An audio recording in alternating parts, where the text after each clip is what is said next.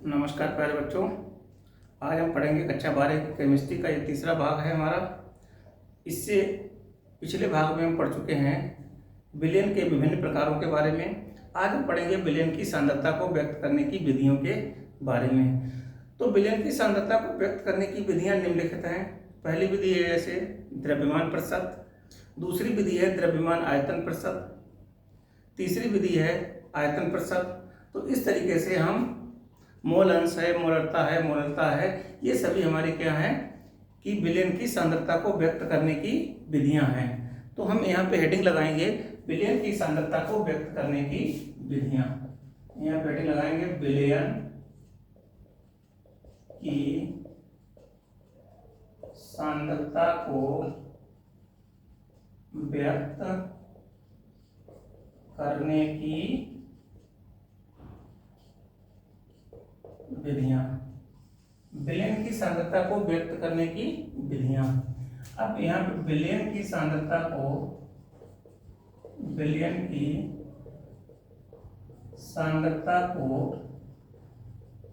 व्यक्त करने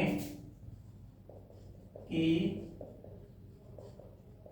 विधियां निम्नलिखित हैं।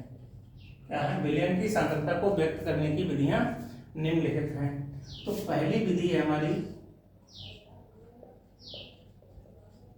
द्रव्यमान प्रतिशत। द्रव्यमान प्रतिशत का मतलब क्या है कि इसमें विलेय पदार्थ वो भी द्रव्यमान में होगा, विलायक भी द्रव्यमान होगा, और जो विलयन हमारा प्राप्त होगा वो भी किसमें प्राप्त होगा? द्रव्यमान में, यानी कि ग्राम या किलोग्राम में प्राप्त होगा। ठीक है, तो इसको कहते हैं द्रव्यमान प्रतिशत। ठीक है, तो इसमें क्या लिखेंगे? विलेय पदार्थ की ग्राम में वह मात्रा, विलेय पदार्थ की ग्राम में वह मात्रा जो 100 ग्राम विलयन में क्या हो? उपस्थित हो। जो 100 ग्राम विलयन में उपस्थित हो, तो इसको हम बेटे क्या कहते हैं? द्रव्यमान प्रतिशत कहते हैं। ठीक है, यहाँ पे लो द्रव्यमान प्रतिशत कहते हैं। इसे वेट बाई वेट, W/W से प्रदर्शित करते हैं। इसे वेट बाई वेट से प्रदर्शित करते हैं। अब यहाँ पे इसका हम एग्जाम्पल जाने कि जैसे यहाँ पे हमने लिया है 20% शर्करा,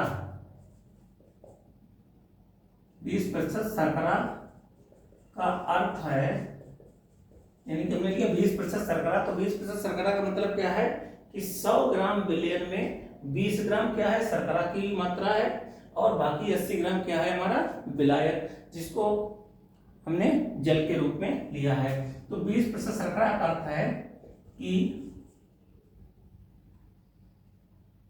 100 ग्राम विलयन में 20 ग्राम शर्करा तथा 80 ग्राम जल है। 80 ग्राम क्या है? जल है। तो 20% शर्करा का अर्थ क्या हो गया कि 100 ग्राम विलयन में 20 ग्राम क्या हो गई? शर्करा हो गई, और 80 ग्राम क्या हो गया? जल हो गया। अब इसका हम फार्मूला लिखेंगे द्रव्यमान प्रतिशत बराबर क्या है? विलेय का द्रव्यमान, विलेय का द्रव्यमान कह सकते हो, या इसको विलेय का भार भी कह सकते हैं बेटे। यहाँ पे विलयन का द्रव्यमान, या चाहे तो भार कह सकते हो, और गुणे हम 100 से क्या कर देंगे? गुणा, चूंकि हम क्या निकाल रहे हैं? प्रतिशत ये निकलेगा तुम्हारा। प्रतिशत में ये हो गया हमारा है फार्मूला इसका, द्रव्यमान प्रतिशत निकालने का फार्मूला। और यहाँ से 1 या 2 नंबर का क्वेश्चन कभी कभी परीक्षा में पूछ लिया जाता है। देखो क्या है हमारा सवाल कि 5 ग्राम विलेय पदार्थ को 80 ग्राम विलायक में घोला जाता है, तो विलयन की सांद्रता द्रव्यमान प्रतिशत में ज्ञात करो। तो यहाँ पे क्या है, पहले क्या दिया है, ये बेटा हो गया हमारा विलेय पदार्थ, क्या हो गया, तो यहाँ पे विलेय का द्रव्यमान कितना है 5 ग्राम, किसमें घोला जाता है 80 ग्राम विलायक में। तो यहाँ पे लिख दो विलायक का द्रव्यमान कितना है 80 ग्राम। तो निकालना क्या है, द्रव्यमान, विलयन की सांद्रता निकाली द्रव्यमान प्रतिशत में, जो निकालना है उसके आगे प्रश्नवाचक चिन्ह आप लगा दो। अब देखो यहाँ पे विलेय और विलायक दोनों को जब मिलाएंगे तो हमारा क्या प्राप्त होगा, विलयन प्राप्त होगा। तो यहाँ पे निकाल लो विलयन का द्रव्यमान, विलयन का द्रव्यमान, तो विलेय का द्रव्यमान प्लस विलायक का द्रव्यमान। तो यहाँ पे विलयन का द्रव्यमान क्या हो जाएगा, विलेय का द्रव्यमान है 5, विलायक का द्रव्यमान है 80, तो कितना हो गया ये 85 ग्राम बेटे में क्या प्राप्त हुआ है, ये प्राप्त हुआ है विलयन का द्रव्यमान। ठीक है, अब इसका फार्मूला लगा दो, द्रव्यमान प्रतिशत बराबर क्या होता है, विलेय का द्रव्यमान बटे विलयन का द्रव्यमान अवगुणे 100। तो विलेय का द्रव्यमान कितना है हमारा, विलेय का द्रव्यमान है 5 ग्राम, तो 5 बटे, अब विलयन क्या लेंगे, विलयन कितना निकल गया हमारा 85 ग्राम, तो यहाँ पे 85 रख दो गुणे 100। ठीक है, तो 5 से काट दो, 5 एकम 5 और 17 बना 85, तो ये हो गया 100 बटे 100 एकम 100 और बटे 17 ही आएगा प्रतिशत में। तो इसका मान जब निकालेंगे तो 17 बना 85 आ जाएगा 5.88% आ जाएगा, और ये क्या आ जाएगा वेट बाई वेट, और यही हमारा क्या हो गया है, आंसर हो गया है। ठीक है, अगला क्वेश्चन क्या है कि 15 ग्राम NaCl को, 15 ग्राम NaCl क्या होगा, ये बेटे हो गया हमारा विलेय पदार्थ, 15 ग्राम NaCl को 150 ग्राम जल में, तो ये क्या हो गया विलायक, ये क्या हो गया विलायक में घोला गया है, तो विलयन की सांद्रता द्रव्यमान प्रतिशत में ज्ञात करो। तो यहाँ पे इसका आंसर निकालेंगे, तो यहाँ पे क्या विलेय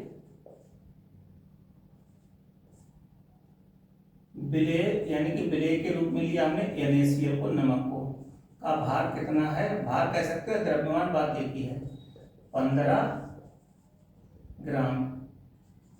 विलायक, और विलायक के रूप में किसको लिया बेटे, जल को लिया है, तो विलायक का भार कितना हो गया, बराबर ये हो गया है 150 ग्राम। क्या निकालना है, विलयन की सांद्रता द्रव्यमान प्रतिशत में, तो द्रव्यमान प्रतिशत की क्या करनी है, हमें गणना करनी है। तो यहाँ पे अब विलयन का भार भी निकाल लो, विलयन का भार और विलयन का भार, तो यहाँ पे क्या हो जाएगा विलेय का भार और प्लस विलायक का भार।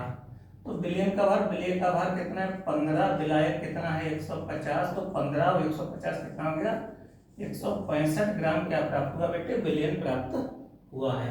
अब यहाँ पे आप फार्मूला लगा दो, द्रव्यमान